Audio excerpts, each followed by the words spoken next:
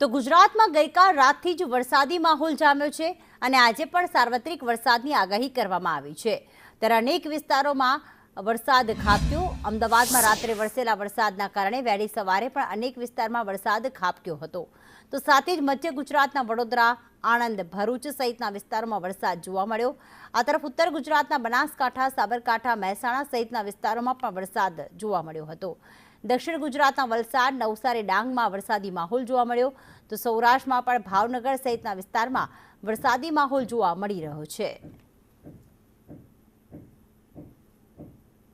તો ખાસ કઈ કઈ જગ્યાએ વરસાદી માહોલ જામ્યો છે તો અમદાવાદમાં ઠેર ઠેર પાણી ભરાઈ ગયા। ગઈકાલ મોડી રાતથી વરસાદી માહોલ જામ્યો અમદાવાદમાં।